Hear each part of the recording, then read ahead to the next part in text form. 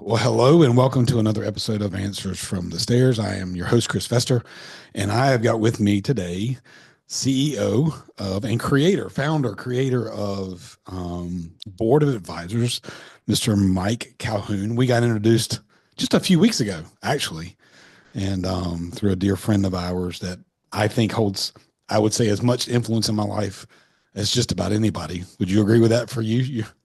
Oh God, yeah. I think Jay has a unique perspective on helping you see yourself through a much more clear lens. Sometimes we're looking through a prism of everything is okay, just keep trucking. And Jay's like, it's not, but it can be. He gives you truth in probably the best possible manner. Yeah, I agree. I think when people ask me what he does, and I point to the very first book that he ever did for me for Hero's Journey, I said, "You see that 350 page book?" And they're like, "Yeah." I was like, "Well, that's 350 pages of him kicking me in the throat of everywhere I'm acting where I should, in a way that I shouldn't be, so I can get better." I'm like, So, "Why would is you it your do culture that?" puzzle? Yeah, culture puzzle. Yeah, yeah. Yeah, yeah. So you have a culture puzzle. I think I get mine here. I don't know, in a matter of a week or two. I'm curious. Have you read it? Is it a book or is it like diagrams or It's I'm yes, curious. it's It's all of all those. Yes, yeah. yes. Wow. It's very telling. He is a great observer. He's a great documenter. Um, he has been a massive help for me. I can definitely say I'm not the same. I pray I'm not the same leader I was when I got started with him. How often do you reference back to the culture puzzle? Oh, easily at minimum once a month. Like I'll go back and flip through it probably once a month. It stays on my desk. Yeah. So there's a lot to it. And he's done a How long lot with, ago did you do it? what's that? How long ago did you go through that process with him? Oh my goodness. 2021. Okay. Yeah. So wow, man, it's been 4 years ago. That's crazy. And he's done so much more with our family and stuff. He's an influence in our whole family at this point. So, but again, he's amazing and he does a really good job of introducing people that I feel there's an immediate alignment. I felt when you and I first got on the call, I was like, I know I'm going to like this guy. Yeah. I like So, that. Yeah, um, he's got a good well, he studies these people so well. It's he's not randomly making a connection or defining a synergy. He's definitely got the intel. How long did it take him to do your culture puzzle? man, minimum of 90 days. Okay. Man, that must mean I'm a problem child. It could have been 120 days or more. Like Yeah. it was a long time. I mean, he came and observed and we worked through all that and then he Yeah. delivered the deliverable. I'm like, oh well now I see why it took so long, you know. Yeah. He It's goes, I'm almost there. I'm almost there. I'm almost there. yeah. But I can tell you, you'll see it's well worth the pain. Yeah. So It was a little odd in the beginning as he's making his observations and he's, sitting in your workplace.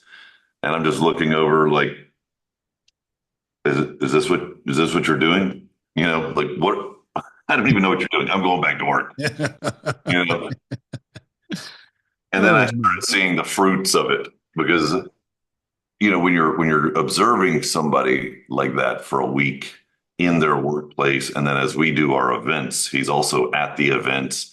So he's in my world, like in my office, in my world, watching the calls, watching the interactions with the team.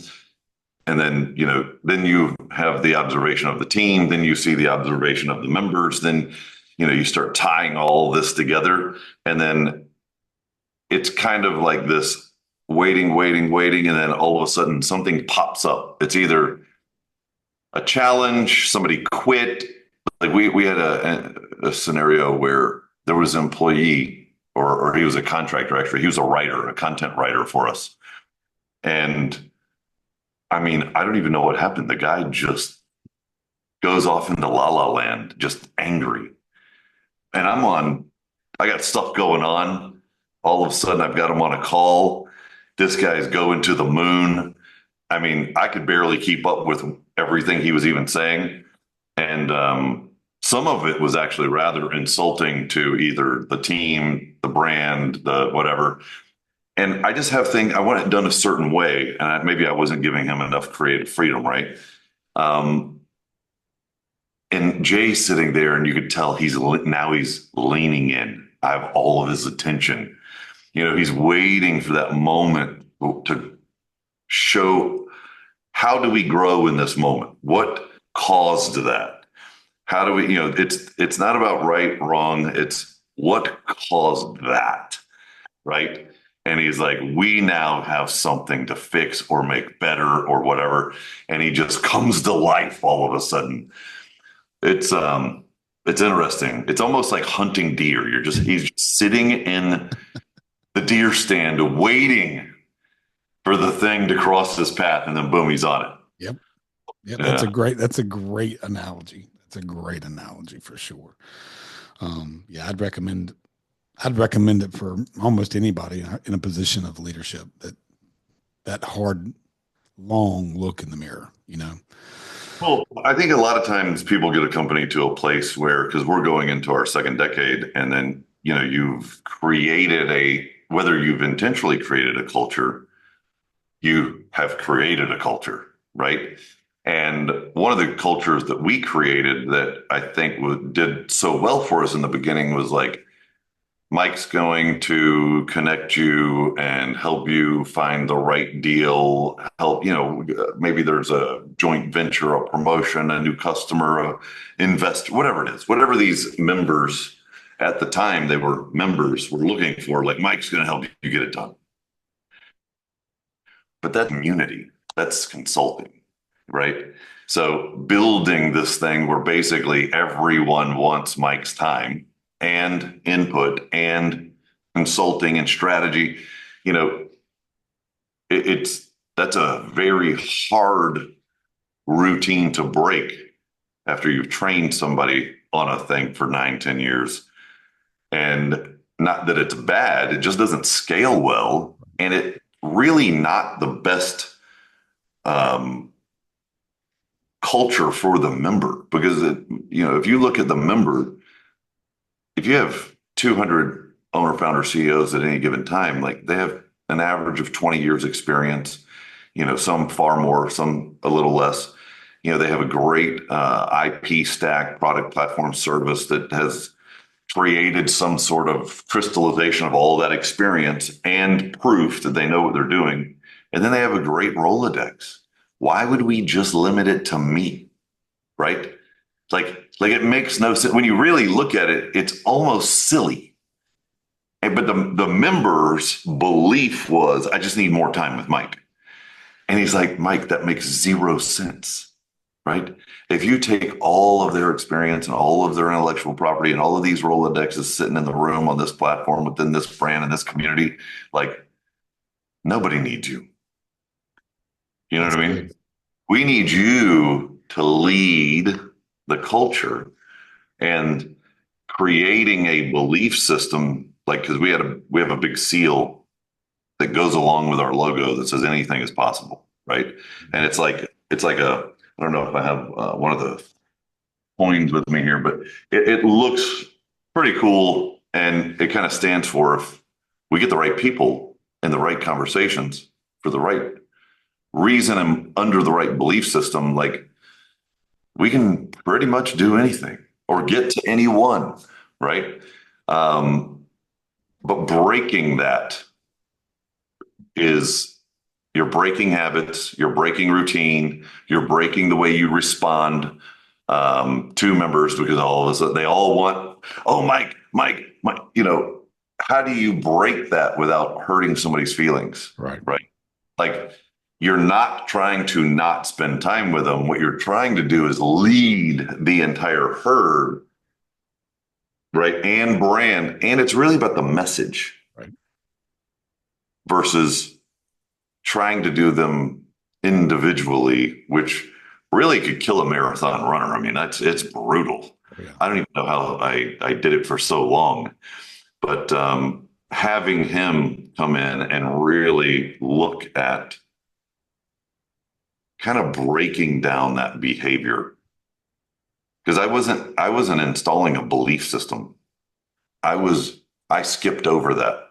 I went straight to behavior. How does Mike deliver value under the board of advisor brand, right? When really stopping and creating a belief system that creates the behavior to where value comes from every member, not just Mike, is really the mechanism that I think not only makes us great today, but will make us scalable, great, and more impactful, and allow people to challenge their own belief system in a way that I think makes them better as a human, because some people don't slow down enough to even think about it. That's right. You That's know? the truth. That's the truth. Well, like, if you don't mind, I'll share something with you. So, like, on the way in the door, he goes, as soon as somebody gets referred into board of advisors, like, we need to know, are they a giver or a taker, right? Because takers are going to become a cancer. So this whole conversation evolves into a more sophisticated yet exacting science of. So think about this. First off, if we are the board of advisors, it's like, are they a member or are they an advisor? Oh, they're not. So a member just wants to know, hey, what do I get? I just paid a fee, my tuition for the year. My mindset is, if I just joined, okay, cool. What do I get? If we're the board of advisors and they're joining the board as an advisor, like, if I became an advisor to the board, put Chris in front of me. Like, I want to see how I can help Chris. The challenge and the reverse of the mindset is, okay, it's almost like a Shark Tank. Put something in front of me. How am I valuable? If I'm an advisor, let me give somebody some advice. I want to see what I can do. Right? How can I make somebody's life better? How can I make their business better? How can we solve some problems? I'm ready. Let's go. Like, it's almost like putting an athlete on the field, right? So if they're coming in as an advisor, and we look at these 5 things, right? But if they come in as an advisor, that first thing that he taught me was, are they a giver or a taker? But then we divided that out into something so simple everybody can understand it. Do you know what math is? Oh, yeah. Of course, all entrepreneurs know what math is, right? Because they stare at that bank account all the time going, either that math doesn't look good or that math is pretty cool, right? Or somewhere in between. So are they a negative sign? Are they only coming in to harvest from a member mindset? So that's a negative sign. Are they just kind of coming in to soak something up like a sponge? Maybe they're not negative. Maybe they're not really adding any value. Maybe they're just a sponge kind of absorbing everything in the environment. Or are they a positive, right? Do they come in and add value? Do they put their experience on the table? Do they share their intellectual property of their product, platform, or services they've ever created? Do they open up their Rolodex and connect people, right? Are they an addition? Are they adding value? Or are they a multiplier? Because sometimes they come in and they're adding value and they can become a model citizen, and then they start bringing others. We want, obviously, multipliers, because multipliers know multipliers. Multipliers know value. The reason they're a multiplier is because they're a real leader, right? They're a real influencer. And usually multipliers are doing some of the bigger things. It's not just that they're going to bring more people or assets in or advisors into the community, but just that one little thing where, are they a negative? Are they a neutral or a sponge? Are they an addition or are they a multiplier? Like, getting these mechanisms in your mind where we can ask great questions for these intros, referrals, leads. This gives me a way also to hand it to somebody that is not me, which I had those conversations for 9 years, and I can give it to a novice that maybe a highly motivated, charismatic new hire on the team that's an asset, but maybe they're not a pro in this arena. I can give them a framework now Think about it. It's simple math. Is it negative, neutral? Is it plus or is it the multiplier sign? Like Right. we almost took it to kindergarten, but it then also sticks, right? And people can start to get an idea of what they should be and what they want to be because it goes back to basic math. We all win if we're all multipliers. Right. Right. That's the genius of this guy, dude. He is absolutely genius. But what it takes is someone who is walk the walk that he can pour into, who's willing to become more than what they are right now, right? And which is how I want to get there. So like what we just had, the discussion we just had was the not the end result, but the current result of a man who's lived 50-ish, like 49 years on the planet, right? Who Oh has yeah. spent lots of time in the space you're in. You just said you're getting ready to start your second decade in that, but I want to go back further than that. You know, I started everybody's birthday, December 6th, 1976 is your birthday. What's Mm-hmm. the first time that you, Bicentennial, baby. yeah, you are. So the first time that you remember getting paid for a service, I won't say a job because some people say, well, I got paid to do chores. I got paid like the first time that you were giving something of value for providing a value. Like when was that?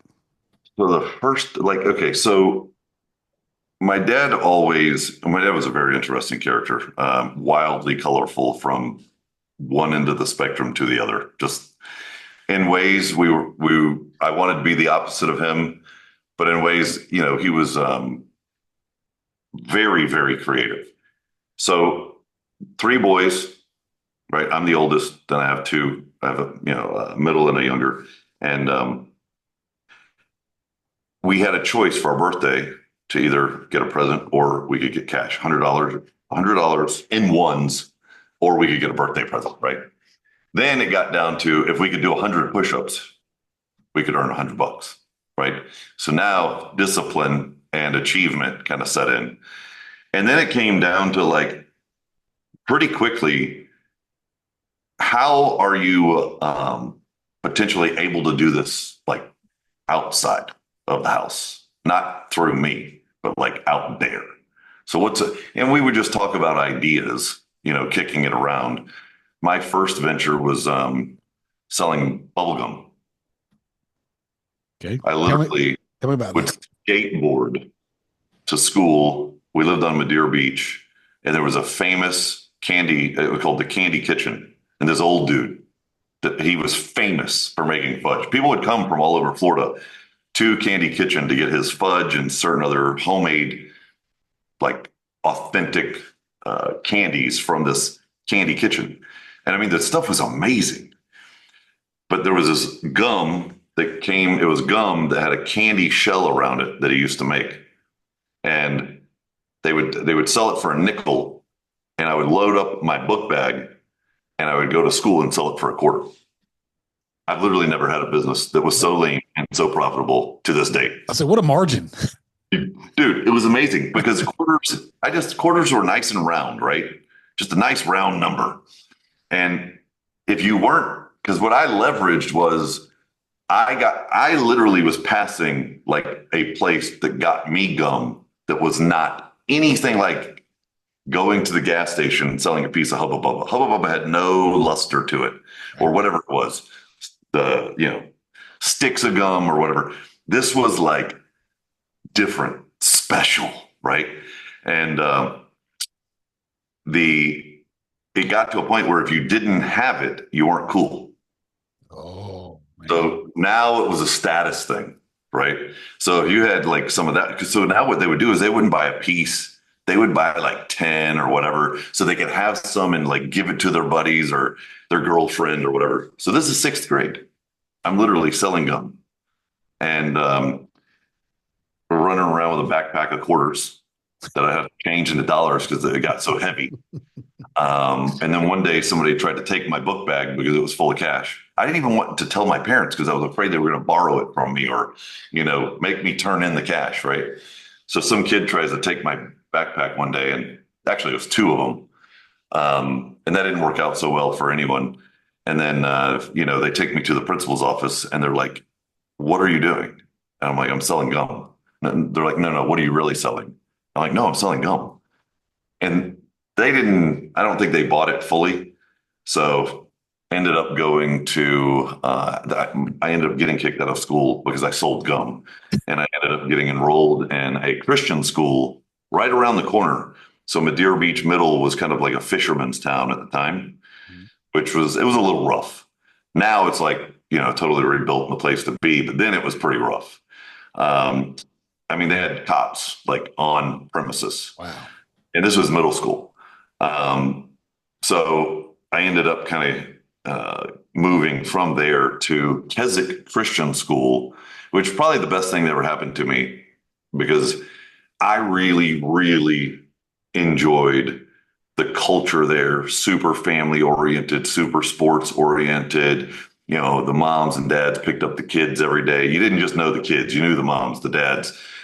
They all came to not only pick up the kids, but to the sporting events. Like it was very family oriented. And here's a funny story. So I started there in sixth grade, or at the end of sixth grade, seventh grade, eighth grade, went through ninth grade. But at the end of seventh grade, like my parents stopped paying the bill. Like times were hard, things weren't going well. They stopped paying the bill. So I started cutting grass in my neighborhood to pay the bill. Right now, I never was able to really make enough money to pay the entire bill, but I was usually able, I think it was like $300 at the time, and I was usually able to pay half or 200 or whatever. But I needed like some spending money and I needed to get that bill paid because I didn't want to lose my friends Oh, because wow. like that school was like no other school I had ever been to. And I'd been to quite a few. Like it was almost a new school every year, or even maybe two per year because my parents just moved around a lot. So this time I'm like, nah, I'm not leaving. So I'm paying that bill and I'm cutting that grass. So between gum and cutting grass, and then I got a job at like McDonald's. That was my first job. That was my first getting taxes taken out, man. I didn't like that at all. Yeah. Who's FICA? One of those questions, right? I don't know this person, that person, or this person. You know what I mean? Oh, yeah. Wasn't happy with it. But it was a really good experience because I got to understand what it was like to, like have a job. But I still liked kind of having your own money, getting cash, cut a yard, get a $20 bill. You got it right then. I like that. I think that kind of turned me on to being able to have some control of what I was able to make and how fast I was able to make it. If I was able to do 5 yards on a Saturday, that was usually like $100. And at the time, that was pretty good. I mean, that was a while ago. Remember, Oh, I'm yeah. almost 49. And at a much younger age. So it goes a lot further, you know, there's less Totally. responsibility. And Bro, what was it? It was like a cheeseburger was 39 cents. yeah, I remember the first tank of gas I bought for my car, gas was 73 cents a gallon, Mm, you know, yeah, and I thought, wow, man, how am I going to make this work? You know? that's wild. So That, in doing some research, not long after, because you graduated, so you're a little younger, so you're 4 years younger than me. So you graduated in 94. yeah, 95. I graduated 95. in 95 because my So birthday is in December. So I'm just turned 48. I'll be 49 at the end of the year. gotcha. So the first job I saw listed was a corporate training job as a lead instructor of Corporate Training Institute. So, Oh, wow. There was a lot in between that. That was crazy. So I obviously, after I got a feeling of being able to cut grass and pay my school bill, my parents moved from Florida here to North Georgia, up in the North Georgia mountains, Blue Ridge. Really, really gorgeous community, actually. It's called Blackberry Mountain. mm, Uh, they rented a home on this mountain, and there was like this river resort style. It was like a resort style second home community, right? So they rented this house on the top of the mountain, and there was this river that, like white water river, a bunch of rafting, all kinds of activities on the river that wrapped this mountain. So it literally came down from the top, wrapped around it. It had this bridge that kind of went over to the community. It's pretty wild. Like it was a little bit of a destination. Mhm. So now we're up in North Georgia, and this is a totally different environment. This is like cornbread, tater fed, FFA, Future Farmers of America. Everybody wears overalls. Now, this isn't bad. This is just like it was totally different than what I was used to. Sure. I'm used to riding skateboards and BMX and what's the cool new surfing like t-shirt or shorts. It was the Florida environment was just different. And then you get there, guys are they have gun racks with their shotguns in their pickups at school. Even back then I was like, hey, that's kind of different, you know. Yeah. But there, I mean, it was just the culture, and everybody was cool. I mean, nobody locked their doors. Um, so I worked all through high school. I moved out of my house in 10th grade, at the end of 10th grade, and I worked all through high school. I mean, I did everything. So like my girlfriend's dad, went to do survey work with him. I mean, I would say yes to everything. Doesn't matter. So whether it was laying tile, survey work, bagging groceries, flipping burgers, dude, I did whatever was available. I mean, detailing cars, doesn't matter. I would just make money. Like I didn't care because I knew I would be, because I've done so much of everything. Like growing up, I was the best form of child labor my dad could have ever asked for because I actually liked to work. I felt productive and I liked to do a really good job, but I liked to get it done fast and very detail oriented. Like, you don't just give me the instructions. You're going to tell me how it's done. I'm going to insert my ingenuity, my initiative, right? So getting out of I graduated. I had to put myself kind of through high school, if you will. Bought a car, dude. I bought a car from one of these guys in high school. They got tossed in jail for selling weed at school, right? And at the time, I mean, when you're basically you're on your own, you're pretty broke all the time because like you need food, you need everything to live. So you're pretty much broke all the time. So I had like $350 to my name. And he's selling this Hyundai that's been sitting in a field to get, out of jail for like $1,200. I said, dude, I got 350. He goes, how about nine? I said, dude, you don't understand. I have $350. So he's like, how about seven? I'm like, I have $350. He goes, how about 400? I'm like, dude, I have $350. You can have it. And then I'll have zero. And your car that you're selling me needs tires. Like they're dry rotted. Right. So this was a Hyundai sitting in the middle of a field. It was, remember it was a Hyundai Excel. Excels. There was only one model and they came in like three versions. It was like the base version, the mid version, and the loaded version. So this was like the loaded version. So it was actually pretty nice for a Hyundai. Sunroof, Cassette tape.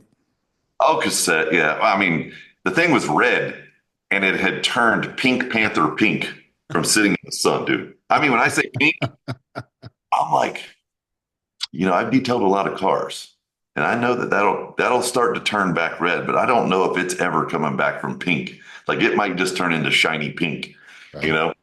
No, I bought that thing. I would pump up the tires. I'd drive a little ways down. I'm trying to get it to town. Town was about 30 minutes away.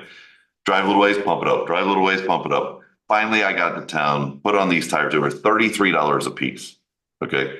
They were like best deal in town. Cheapest tire you could get. 13 inches, Oh yeah. Yeah. I mean, I think my brakes are bigger than that now. And so now I'm rolling. Got the car, it's got tires. Now all I got to do is clean it up. Once you get transportation, bro, you're done. That's it. You're done. Now you're fluid. You're in control. You can be where you want to be, when you want to be there, how you want to be there. And like that little car is just a perfect example. $350 car. It was the shiniest red car, the cleanest, most immaculate. Like it was definitely not the coolest, but nobody ever gave me a hard time because it looked like it was brand spanking new, So I think it's just kind of like you how you do anything is how you do everything. And if it represents excellence, it's hard to kind of beat on it. You know what I mean? Hmm. So, I never had all the cool clothes. I just never had the money to do that growing up in high school. So I was never like the cool kid, but I always really, in a sense, tried to handle everything with excellence. And I felt like the people that were above me, so if I was in, say, 11th grade, all my friends were the seniors or, whatever. I felt like the older crowd I related to, but I admired, right?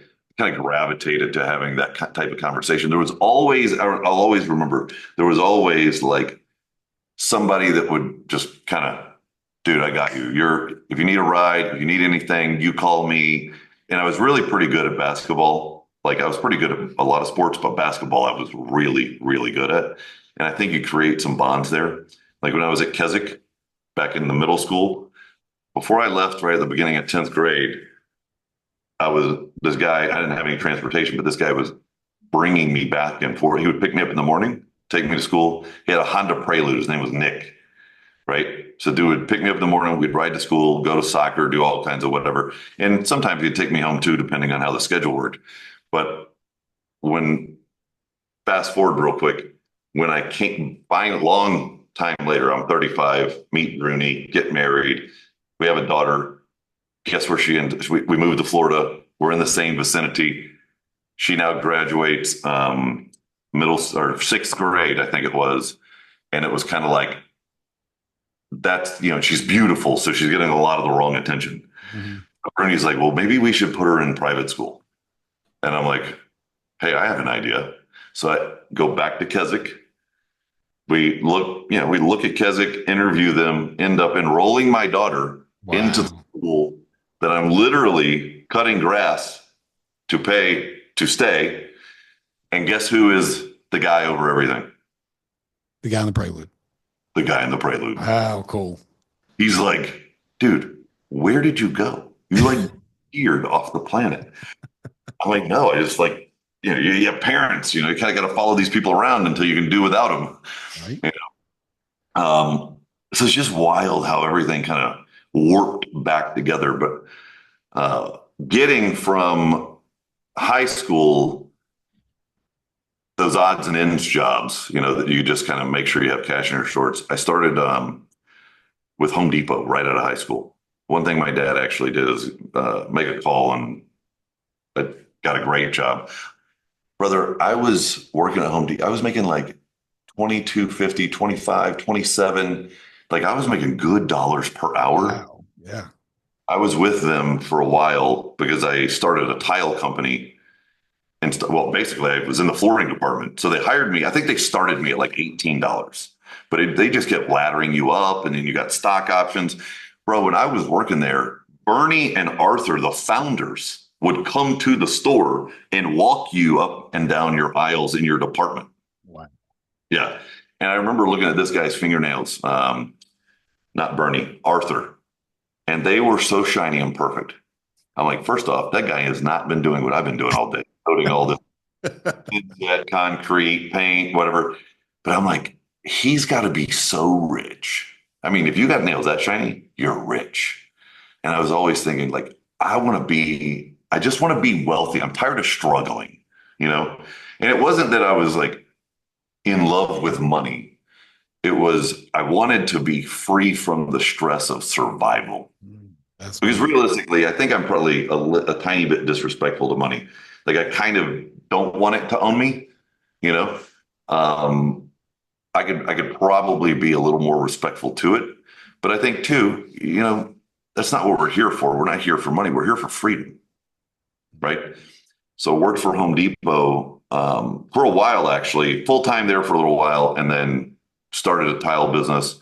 Then I put myself through school. So really, it's the thing that got me through school. So good pay. Ended up having a child at 19, a girl. So now I have a newborn. I'm going to school full time, and I'm working at Home Depot full time. Wow. So I was at school at 8 a.m. and I got home from work at 2 a.m. It was brutal.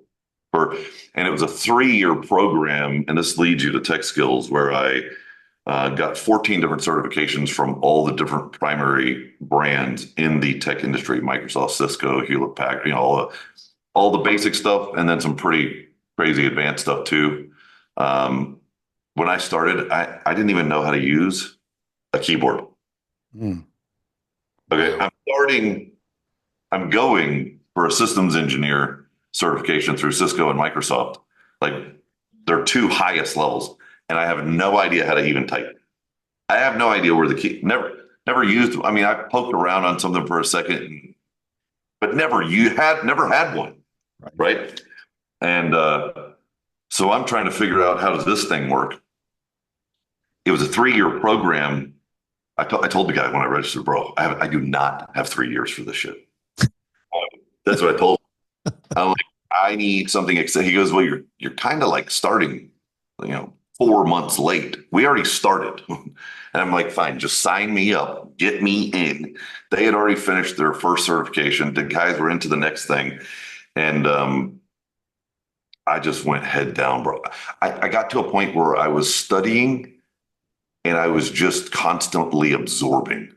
I was just absorbing. I would sleep listening to it. I would take all the test exam. I was literally almost drinking so much coffee. I felt like I smelled like coffee, just like my body was sweating coffee.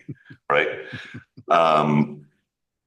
It was not, I would go to Barnes and Noble or there's some other bookstore, and I'd literally plant on my off days from work.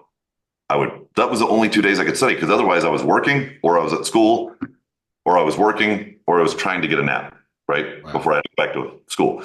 So my 2 off days, I would literally go in at like 8 and I would be there till they closed. And I was so immersed in the material. It actually was probably one of the best things for me. I was studying, dude, this stuff was so foreign to me. It was the opposite of anything anyone had ever talked to me about. I was so deep into the material. The weird thing is, it was right at Y2K. Oh, wow. Yeah. So it was highly sought after to have the new certifications, but everybody had to get them because it was all new software, new platforms, new networking, new protocol, everything. So even the instructors had to get recertified. Everybody. At the end of it, I'm taking the tests before my instructors, and they're asking me what's on the exam. Oh, wow. Because I told them, I don't have time for this. I got to move. So tech skills, then I moved from Connecticut to here. I can't get a job because I have precisely zero experience, like exactly zero, because I haven't done anything. I just got out of school, but I've got all these certifications. So I'm running, I'm trying to be a professional, like be responsible. I've got a baby. I've got a wife that really was not by choice, and, telling me, get responsible, take care of your family, just constantly. So I'm like, I just need to try. Let me just try, right? I don't want to, be jumping from great idea to great idea all the time. Maybe I just try to become a professional. So I land this interview with Tech Skills. I'll never forget the guy's name. His name was David Peachy. And he interviews me. He's like, first off, I'm not even sure if you really actually have these certifications. Like, they're so new, nobody has them. So I need you to bring them in. So he makes me bring them in. I'd worked at a frame shop at Home Depot, one of the only frame shops. So they're all framed. I got to disassemble these frames, bring them in. I come in after doing all of it. He goes, okay, I still can't hire you. You have no experience. I'm like, dude, just put me in the game. Let me see what I can do. Right. He goes, I'll tell you what, let's go to lunch. So what I had done is I always felt like a little bit of an imposter, because I came from like just brutal Herculean effort to have a buck in my pocket. So I never really felt that confident in, really anything, honestly. But I went out and I bought this Tag Heuer watch, and it was the latest version. So I cashed in, at the time, I cashed in my 401k. It was like $5,000 or something that was in my 401k. I didn't even know what that was for at the time. I'm like, oh, they sent me a statement. I didn't even know I had it, right? Home Depot. So I cashed in like $5,000 and I bought a watch. Probably the dumbest thing ever, but not. And here's why. I'll tell you why. It was the latest version of a Tag Heuer, and it was the professional series. Blue, and it said professional. Now, Microsoft at the time was the platform was called the professional series. It was for that rollover at Y2K. So everything was kind of interesting. I was trying to be this professional. I get this watch, it kind of coincided with what was going on from Microsoft. And I'm sitting at lunch with this guy, and he goes, how does a kid like you, you're 23, 22 years old. He goes, how do you afford this? I didn't even tell him. I just took it off. I gave it to him. I said, try it on. Like it was nothing, like it was a rag. Here, try it on. Tries it on. He goes, I like this. He goes, I'll tell you what, I'm gonna give you a shot. I'm like, bang, we're in. So I had this job, tech skills. I was a technical instructor. So I'd never trained, I'd never spoke, never trained, never, like I've never been in front of anybody doing anything, especially like that. I don't even know if I really had a moment of like in the technical training that I went through. It wasn't even like college. You weren't presenting book reports and, a thesis or anything. You were just getting it done. So now I'm an instructor in front of every department head, manager, Chase, Bank, the Air Force. I mean, these guys are pros, man. They're like 20 years in the industry, and here's green little Mike sweating. Dude, I would bring shirts and hang them up because I would sweat through them. I'd go through like 2 or 3 shirts a day because I was so nervous. I was just sweating through them like a pig. It wasn't because it was hot. I was nervous. Right. And I wasn't trying to show it, but I was nervous. A year later into tech skills, I start realizing, okay, well, it still wasn't enough money. By the way, doesn't matter how professional you get. Those same guys from McDonald's got me again. The tax guys. You get your check, and it's like, what is that? Who are those people? Now I also had child support coming up. Oh, yeah. So then I'm looking at this check, and I'm thinking, okay, so I seem to make this good number. I'm like, and I must have done the math 100 times. How does it get to that number? Right. I just told him, I said to the one of my guys at the tech skills, how do you live on that? Like that doesn't even pay rent. You take both checks, you might pay rent. I'm like, dude, this sucks. So I didn't give up though, because I wanted to see if how does this play out? So I was either at that time, now I worked. Actually, this was easy. Going to school full time and working full time and having a newborn at home and then a wife that probably didn't like you anyway. Like, dude, that was hell. This, having a job, I was bored. I either worked out, and then I got a job like bouncing because it was easy. I could just stand at the door, hang out, pay my job. And I made great money. Like it was just cash. It was like $300 or $400, $500 a night, just standing at the door, hanging out. Right.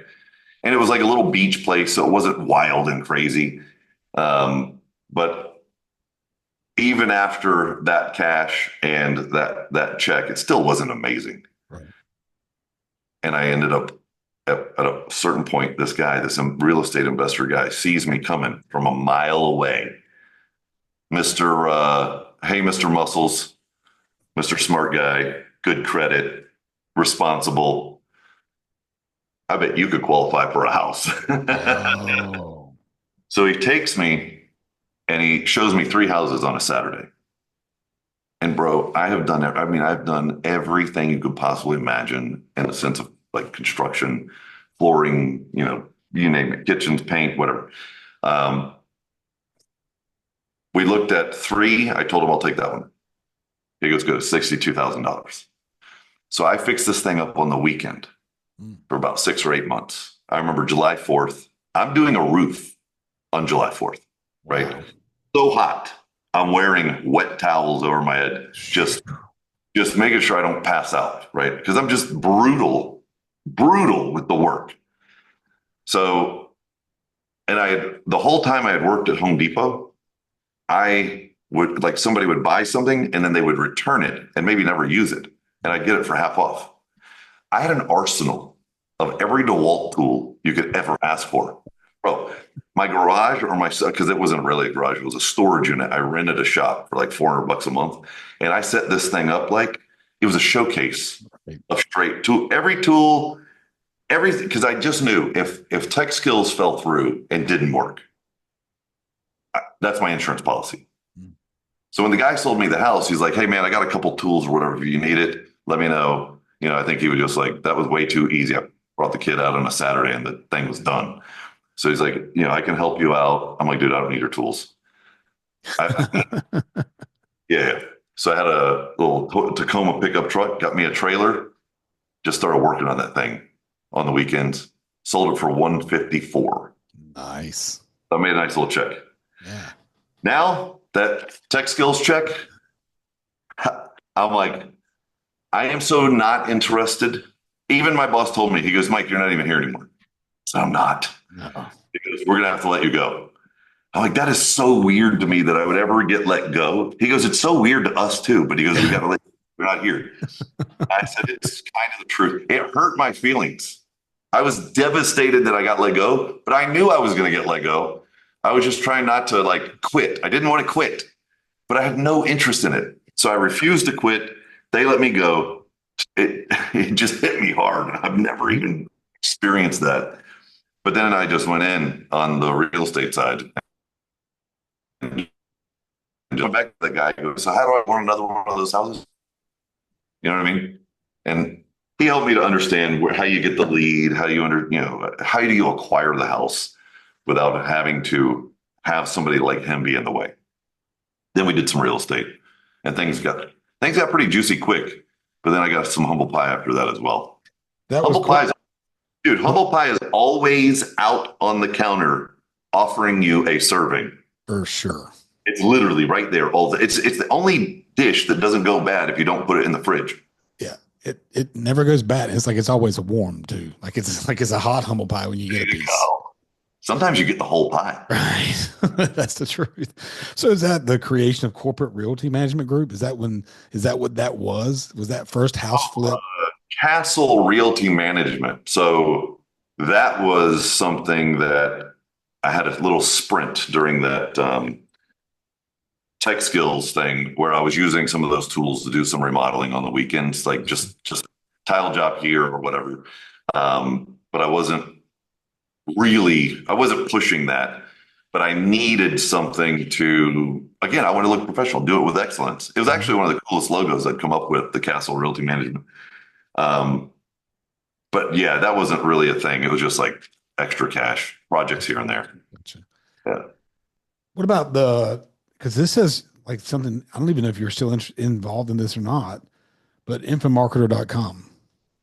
That was a brand I bought. So I bought a brand. I had gotten into URLs, bought infomarketer.com because in the real estate space where we were doing all the acquisitions and the rehabs and, selling the properties, one of our key things that came out of that was a software that would process a short sale. So we had an access database first, and then it turned into a listing site. Then it turned into a listing site that would do document collection for a short sale that we are rehabbing that somebody could buy, post the rehab. So we build a buyer's list, begin to market the property before it was ever done. But then, obviously we needed to build a short sale package that would pass the mustard. So when I ended up taking that to the market, I ran across these guys that I had no idea existed, these unicorns out there that do what are called real estate education. I'm like, wait, hold on. I'm out here doing all this work. and you guys are getting paid to just tell people how to do what I'm out here doing. This is weird. It was so, and they were like, I was doing okay, but they were doing numbers that just made me look stupid, right? It made me look like, just a standard, no brain, no sophistication, swinging a hammer. I'm like, golly. So we have this tech, and these guys want to sell it to all their customers. So like we would sell this on a webinar for like 1,000 or two for a setup, and then it was like $200 a month to be on the platform to process your short sales. So it was a very, very fancy and focused compiler of all the documentation. So think about this. You could print a barcode cover page. So if you didn't even have a computer, we could literally send you barcode cover pages overnight. Now you take all your statements, this, that, the other, you drop it in a fax, and the barcode on a fax would route it into our system. Oh, wow. Because back then people were still downloading software. It was like the AOL style, like it was early. So how do we, if they don't know how to use email, they don't know how to use a scanner, they don't know how to upload or whatever, people were ignorant back then in the sense of it just wasn't as common and as defaulted as it is today. So we made it super easy. That was like a life-saving little module that we added. And then the educators, the real estate gurus, bro, they would sell. I mean, we'd do a webinar for 90 minutes, make $250,000. I literally, and it was a 50-50 split. Like, sometimes it was 60-40 to my advantage. Sometimes, depending on how big they were, it's 50-50. I didn't care. I never seen this. I never seen anything like this. Right. I mean, I remember the first one, I'm watching this thing and it's like ding, ding, ding, ding, ding, ding, ding, ding, ding. And they just start ringing through. I'm like, why? He goes, you guys got to understand, like I'm learning that space. Their whole job is to build value in that relationship with that customer. So they're giving value, strategy, and then they pick these intersections where they offer a product that also brings them value, but it gives them a tool. So I'm like, okay, so this guy has probably stacked this up for months or years. These people just do whatever he says or she says because they trust him. And then I just happen to come along with something cool that works, right? So in the space of info marketing, educate, the marketing of information, I kept hearing this term get passed around. So I bought Info Marketer and kind of like as a brand, maybe I get into that education space as well. I still own the company today. I still have it. It actually still has money in it, believe it or not. And we ended up striking a relationship with Adobe Microsystems. So we took that platform, that real estate platform, out in Silicon Valley, met up with SAP and Oracle. John Johnson from Google, he actually wrote the prototype of Chrome, but he was a big real estate guy. They bought his company. Matter of fact, his story is pretty cool. He built what was called it was a defunct satellite mapping platform that was commissioned for the government, right? Like this vendor was building it for the government, but they never really got it to work well. So he and his partners bought it, totally rewrote it, and sold it to Google. Oh, wow. What do you think it is now? Google Maps. Well, it was Google Earth. Google Earth. Yeah. The one that's the whole Earth. Yeah. So he got a nice little check, but he's just such a good guy. He's in kind of like the real estate space, serving single mothers through a rehabilitation program. So they pop up these multifamily operations where single moms had advantaged rent, and they get back on their feet, create a good environment for the kids. So he saw the tech when I demoed it to SAP and Oracle, and he's like, I'm in. He goes, these guys are going to do the deal, but we're going to be fast. So he had like a little discretionary fund. He had some of his own money. He jumped in, and I mean, it was a whole new world for me because I was just doing stuff from my gut. You know what I mean? Right. And finance side, I'm like, is there money in the bank? Cool. Are we making sales? Cool. I'm just very hammer, nail, just if we're running low, let's go sell some more. Number one rule in business, money in the door, right? Because I've almost dropped completely all of my real estate activity, and I'm now in the real estate software game, working with all these either brokerages or real estate agents, which we're not that great at doing anything with it. But these real estate educators were monsters. I even got to a point where we did private labels and all that stuff. But the info marketer, as humble pie was so generously served to me from my competition, that basically knocked us off and gave it away for free. Wow. So I went from like doing pretty good to like 6 months later, figuring out how to land that plane in the water. Yeah, it was a mess. Oh yeah. We got introduced to Adobe. So I was thinking for the president, Colin Frost, president of business development at Adobe. And I thought I would maybe, because they made a comment. They're like, hey, good job on that thing that you built before, but everybody's building software. Like it's not, just like you learned, you can just get knocked off and go away.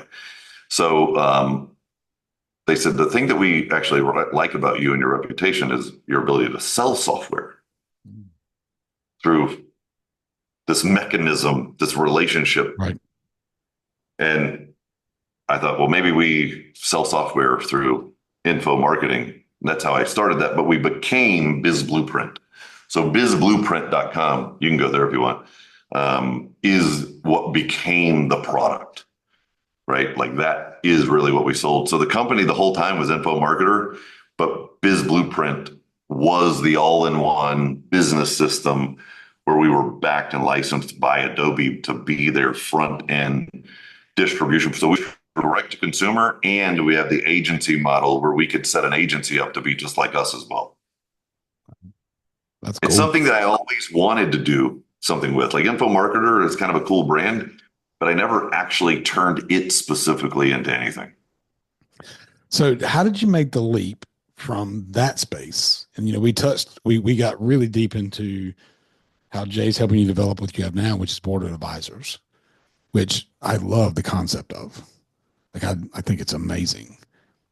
But that's a big leap. So tell people what exactly board of advisors is so they can see just how big of a leap it is from this idea of, like you just said, running a software style company to now it's human capital, but human capital on a So on a whole different level. this is why I'm a big believer in just keep working your ass off. Just keep doing it. Just keep doing it and never, ever, ever, ever quit or give up. Because the moment you give up is the moment you lose. If you don't give up, you never lose. You may lose a thing or two here or there, but you don't lose. And if you think about it, like if you go to bizblueprint.com, you'll see it looks like a website company now because that's kind of what it turned into after Adobe sunset the actual platform after 12 years. But it was an all-in-one business system. And we were in the hotbed, just like at Y2K with the other, with the certifications. We were at the transition phase where people wanted to take their business and get it online. But that usually includes the owner. So you're talking to the owner, you're talking to the founder, you're talking to the CEO, you're talking to all the decision makers who you're talking to, because they're about to drop some heavy coin. Anywhere between. I mean, we had things that were $59.99 all the way to $100K to do a build out. Average was 25, 30K in a sense, sometimes 50, to get a really good implementation of something that was very, very usable. And what we would do is we were famous for making them look better than anyone in their space. So that our fit, finish, and polish to our finished product was just unbelievable. So when a company, whether they're online or they're offline brick and mortar wanting to go online, you're talking to the decision maker. So we built relationships with those decision makers. And they many times had never done this before. It was their first kind of, let's get this business online. So they weren't real good at articulating it, right? Right.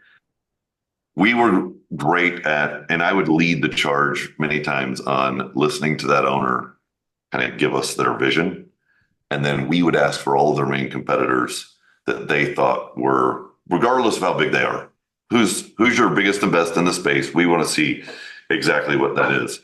And after you take this person that really isn't sure what they're asking for, and you give them the thing they thought they would never ever have, and they're like, "Oh my God, that's my new business."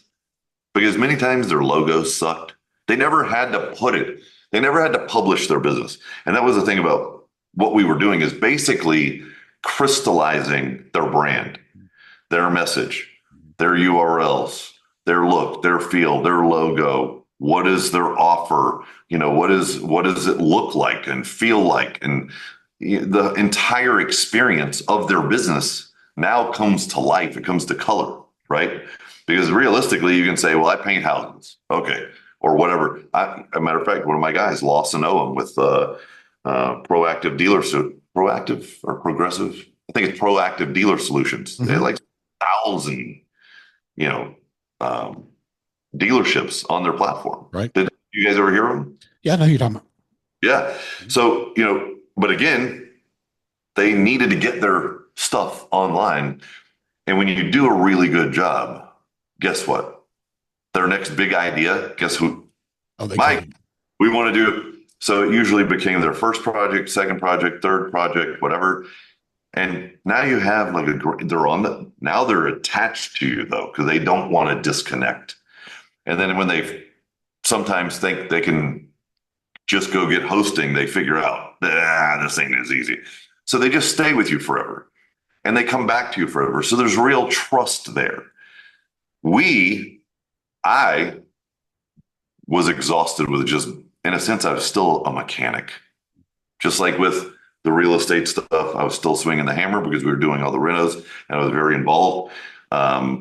With the website or online business stuff, I was very involved, and we were kind of, we were at their service. And I just wanted to have a bigger conversation, because what I'd done is we had thousands of clients all across the US. We'd opened up in Australia. What I felt like is instinctively we had seen all these different businesses. I mean, everything you could possibly imagine, and how they work and how they don't work.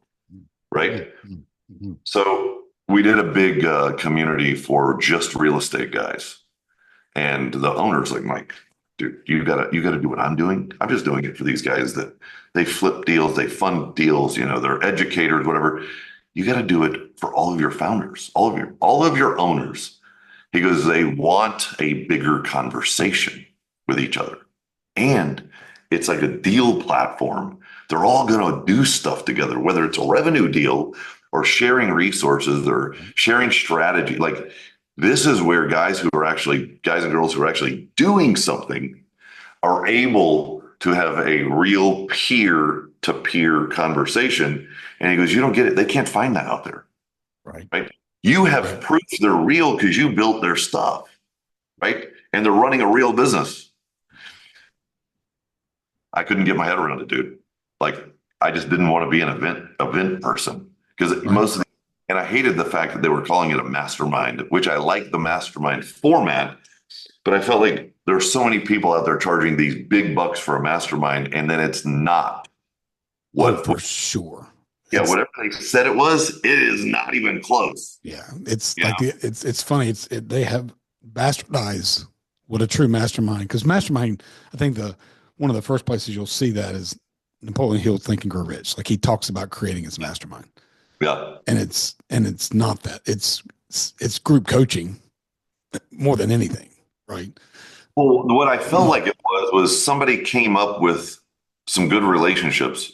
They charge you $30K or 25K, 50K, whatever it is, and they throw an engagement, and you're just kind of there kind of fumbling through the crowd like a football. Right. No one is giving you credibility. No one is saying, they might lean over to you and say, hey, you should talk to that guy over there. Or, they're just not helping you to reap the reward of the relationships right under your nose. Oh, yeah.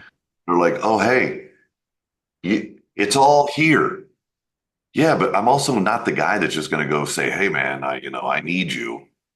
Right. Like, and when I joined one, because I joined one way back in the day, it was called the Winner Circle.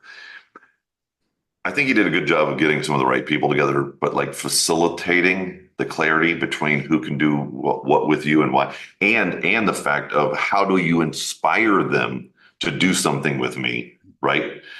That culture wasn't there. So I think I only went to two or three of the four meetings, and then it just put that taste in my mouth. Like I don't want to have a reputation of throwing an event. I just didn't want it. I get it.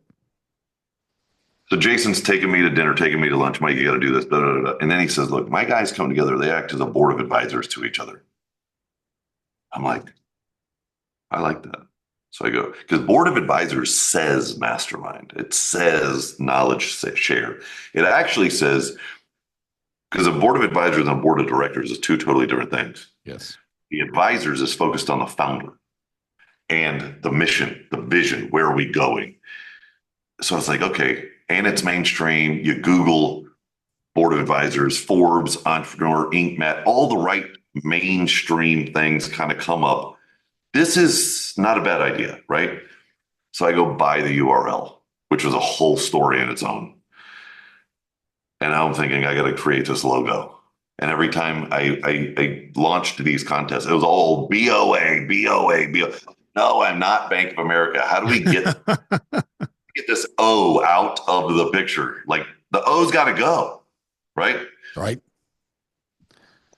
So I finally pulled in my best designer guy. His name was Derek to the office. Like, but nothing's coming together. We're going to sit down in the office and we're going to get this thing right. Right. So he and I had to move it around, get it just right. And I mean, it got to a point where I go, that's it. Don't touch it. That's it. Done. Now we're done. Now we have something. And it was the same process I was doing for all of my clients for BA. I was literally now my own client, erecting this brand and creating kind of this thesis of here's what I knew. I knew what I didn't want it to be. So I made it excellent. Great format, great people, great environment, structured. And here's what I told them. There will be a best dressed contest. I want you coming like you're about to do the biggest deal of your life. Right. And I was telling them about a mastermind and they're like, what is this?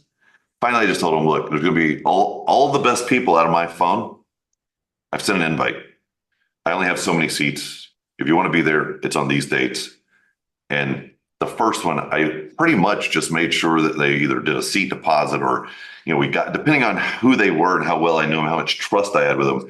I just wanted to make sure that meeting became the product. Mm-hmm.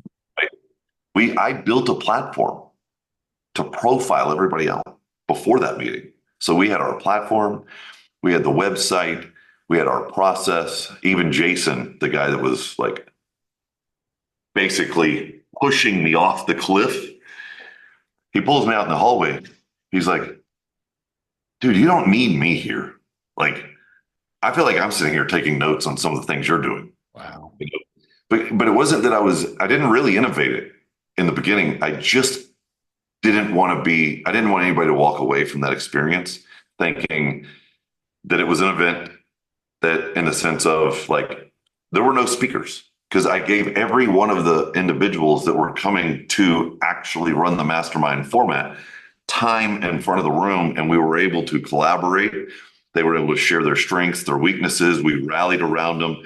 There was no hiring of speakers or none of that stuff. Right. And he's just like, dude, you're good. You don't need me. I'm out of here. Right. You don't need anybody to hold your hand. I said, no, don't go anywhere. Right. The only reason I'm doing okay maybe is because you're in the room. So just stay. So sometimes even though you're the guy leading, all of these guys. You take a guy like Lawson Owen with 6,000 dealerships on a platform, and he's like, I don't know, man. I feel like I'm the smallest guy in the room. You're like, okay, maybe I'm doing something here. Because when you get guys like that, because you know the auto industry, these guys are brutal. I mean, Yep. it's a hard environment. And you get them to start thinking a little differently and how they can do certain things. And then they start, hey man, I need to go to dinner with you. You start seeing them connect, Oh, yeah. and then you walk a big dog over and connect them with another big player. And they're like, oh man, thanks. When you put that together, you're leveraging all of your relationship equity, both partners, but you're getting all that credit of making that come together. Mm-hmm. What I realized is sometimes the intangible, because I always wanted to produce software or a house, like I'm always wanting to produce this thing, right? And I had a hard time finding the demonstrable value in something that wasn't demonstrable. But when you are able to create demonstrable value in something that is intangible, I like to call it invisible. Now you're actually doing something most can't do. And it's like you instantly make this jump. It's like, oh, no, Mike knows everybody. Call him. Here's how people would send a referral. You just need to talk to Mike. Like they don't even know what we're talking. So I have to ask them, where are you coming from? Who sent you? What do you do? I get no information. It's just talk to Mike, right? Which is it's a compliment because they just kind of throw people over the fence to you, but it's also sometimes comedic. Right. But they just want to get them to a meeting. They want to get them in conversation. They want to get them on the platform because they're excited about what's transpiring. But sometimes, like until I met Jay, it was difficult to describe it because if you say it, it's like, yeah, so people sit in a room for a couple of days and talk. Man, that kind of makes it sound pretty generic, doesn't it? Yeah. I was gonna, and I know I want to be super cognizant of your time, but you're getting ready to enter the second decade. Mhm. What's the biggest shift you've seen in the last couple of years as to how you've structured what's going on in those rooms? And how have you Yeah. seen that shift the value of what the intangible, because it is intangible, of what you're offering? So now leveraging all the mistakes and all the effort and even really what we've learned here through the whole culture development process is everybody has to understand why they're there, whether it's good or bad. Some people are just coming to get customers, and they have to understand what that plays out like. If we all believe in the same, if we can get ourselves on the same page and we believe a few basic things, if those basic things create our behavior, then we all win. And we win and we have fun winning. But creating that architecture so that so think about this. They join now. Board of Advisors is the official Board of Advisors for America. Registered trademark, like you're not joining a mastermind. You're actually becoming an advisor on the National Board of Advisors, and you're about to meet every major player. You got a responsibility to bring some value, right? That's why the fee is only what it is. Like it could be way more. I mean, you got to think about it. 20 days of first class meetings per year for 30K, plus a full-time dedicated team, platform, guidance, advice. I mean, it's nuts. It's stupid.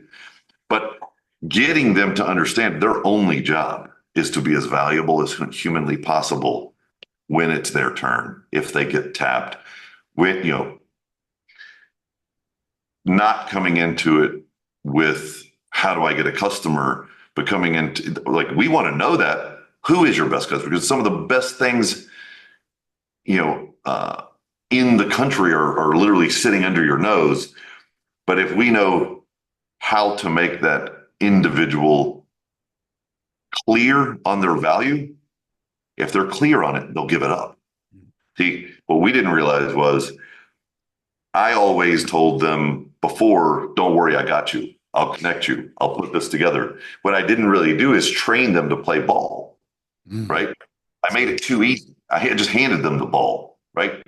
They didn't have to hit it. They didn't have to run the bases, but that doesn't scale well, and it doesn't build an army of value.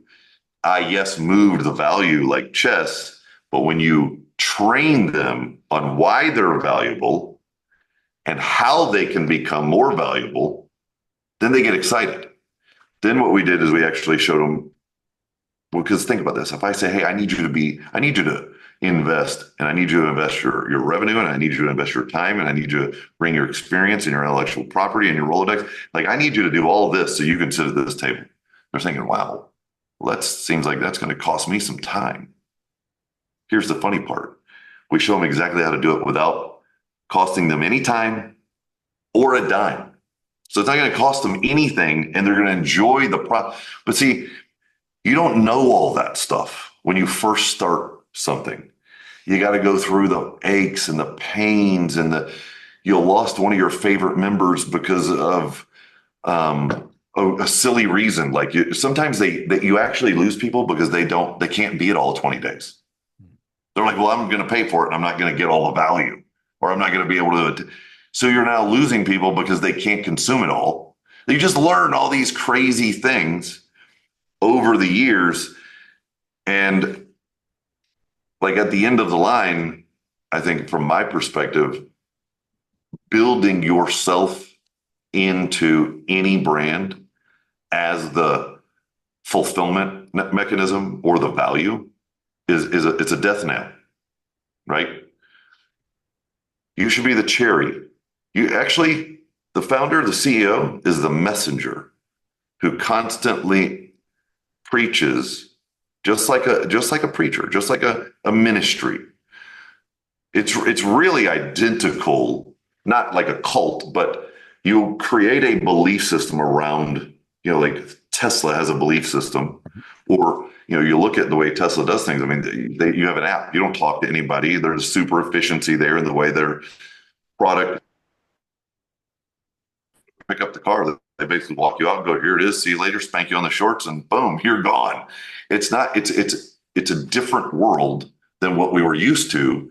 Like in your environment, customer service is a big deal. The relationship is a big deal. The features, the buttons, which one, what color, whatever. Like the whole experience of buying a car is a celebration. It's like you made it to the point. Let's make it as special as possible, right? With something like this, like you've got to create a message that gets people saying yes. I believe that. I believe if I invest a day sitting with Chris Vester and I give him everything I can possibly give him, all my years of experience, every relationship I can possibly muster, if I just sat there and tried to figure out exactly how valuable can I be to Chris, I know I'm going to win. Right? Right. Because a lot of people go into this going, well, let's make this win-win. Let's make this mutual. Dude, screw that. Because you know why? If it's all about mutual, you're trying to do a deal, you're trying to create a synergy that by default probably isn't going to work and isn't meant to work and isn't designed to work, because you're forcing it because he or she's just the person in front of you, right? But if you just say, look, I got 200 or 300 here, I'm going to be valuable to all of them. And the ones that are most relevant to me are going to just come my way. Because you know what? It's just like watching that guy or girl on the basketball court, and you're the scout, and you're like, that one right there has talent. I want that one on my team. Right? I'll pay whatever price it takes to get that one on my team. That's the one you got to be. You got to be the one that all the scouts want. Right. Because you're always on display. Yep. Right? Yep. They pick you. You and I were talking before we came on, and I said, one of the things I think serves people the best is when they can serve in a capacity where there's no expectation of anything in return. Mm-hmm. And I think that translates, we were talking about a mission trip. I think it translates into every walk of life. If you just show up in a way that you can serve with no expectation, I just need to serve. Right. And like you say, at that point, your value is like, how do you even put a number on that? Because nobody's showing up like that. Like that's Do an ultra. entire talk on that. How to be the most valuable person in any room at any time. And it's literally about what you're just saying. Get yourself out of the way. Start first way to be valuable is to invest. And it's investing one thing. It's called paying attention. You can't do anything if you don't pay attention. Because you have no info. You don't know anything about what's going on, who's doing what they need. And if you don't pay attention, you can't ask great questions. So if you can't ask great questions, then you're now not controlling anything to do with how you can be valuable, right? Like this is a podcast where you ask me questions and I answer, which is it's a very weird dynamic because usually I'm asking everybody the questions. Like I'm interviewing people for not only to become an advisor on the board or, like every conversation, usually I'm asking, like very rarely am I not guiding the conversation with questions. But on a podcast like this, like what you want to do is you want to be also a good player and you want to answer this to where, you're exuding some of your story because people find affinity. They go, look, I like that, or I relate to that. People are always looking for guardrails and they want to do things like people that they respect or admire or they trust, right? Yeah, that's super good. And so I want to do a quick recap. So we talked about a bunch, like literally from selling bubble gum, right, to creating a room full of people who just want to provide value. You probably skipped a lot too. Well, we got as much as we could in the time. I mean, we skipped touring Europe twice on a motorcycle, 6 weeks at a time with absolutely no reservations or flights home. I mean, literally, we sold 13 homes in one month. My buddy goes, we should buy bikes. So we bought these bikes on eBay. I don't even know what I'm buying. He just said it's good. So we bought 2 matching bikes. Then we couldn't get them shipped home. So we went over there to pick them up. And then we got over there and we're like, well, why don't we just go ride them around for a little bit? That's in UK. Wow. 6 weeks later, we're flying out. We ended up flying out of Italy, but we went down the whole east coast or east side of Europe. And then the next year we did the west side. But like, I think everybody has so many stories. And if not, they should be out creating more. Right. If you don't, yeah, that's great. If you don't have stories, create more. I'm going to say that's one takeaway. Do everything to represent excellence was a takeaway. Like I heard that from you a lot. And I want you to try to repeat it because I think everybody needs to hear it. Number one, pay attention, do everything in excellence. And you said building yourself into your business. Like if you are the constant go-to, I wrote it's suicide because that's what I see it as. Like there's no way to get out of that bubble effectively or alive, pretty much. You said it much more articulately than that. Like, and it was the idea of building a belief system that it gives you a message that people want to say yes to it. And then having the people that can serve that system is what board of advisors it really is, right? And I'm captain of doing that incorrectly because when you want to do things with excellence and you want the customer to be happy and you could have 1,000 customers and I'd still be not wanting to lose one, and then as soon as one's not happy, man, like if the team for some reason can't make it happen for them, I'm jumping in there. No. What's going down?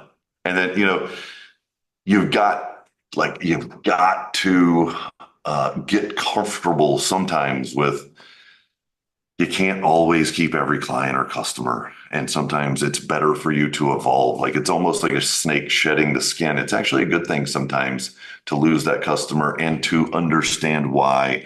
And then because if you actually break form of your product and you go out of bounds and you're training that customer to break form, get something they didn't pay for just to make them happy, or like there's a weird dynamic there where now you're kind of breaking form. The team is now going, oh, we should do that. And now everybody's now you got to get real comfortable with like who are you as a organization, as a product, and who's it really relevant to? And what will happen is you'll create a gravity, right? That's good. A lot of times people don't think it like everything Jay does, every company should do on the front end because there will be more confident in who they have as a relationship, as a vendor, strategic partner, client, team, everything. If they did it in the beginning, not the end, like world of difference. Shifts everything. Yeah. Shifts everything. It shifts everything. I almost think you should have a startup program. Hey, maybe we can corner you up on that and be part of it. All these guys you think are great. These are the guys that did it all wrong. They did it after a decade, or he can make it fun and we can help him, but he should do it. Creating culture. The number one rule in business: create culture first, or something. Whatever. Yeah, it matters. Mike, man, I really, truly appreciate your time today. It's just been an amazing conversation. And I knew we go all over the place, which is very strategically from then to now. And I appreciate your time. How can people find you? The easiest way, callwithmike.com. We'll go right to my calendar. My team will qualify that a little bit just to make sure, we jump on and have a productive conversation. The main website is boardofadvisors.com, but callwithmike.com, it'll get you straight to me on my calendar. And I think one thing that might be cool for people to check out is the BA Mag site. So our Board of Advisors magazine.com. It's bamag.com. A lot of great stories on members. It's a physical magazine. Like here's actually one of them right here. It's a physical magazine, but it's also a great digital variant as well. And I mean, it's all members and what they're doing and what they're doing together. And I think it allows anyone listening to kind of see like what that relationship might exist like with us, might exist like as a read. All right. Well, thank you so much for your time, brother. And we'll have to do more so we can unpack the motorcycle trip at some point. Oh, yeah, for sure. Thanks, bud. Absolutely. You got it, man. Talk to you soon. Thank you, Chris.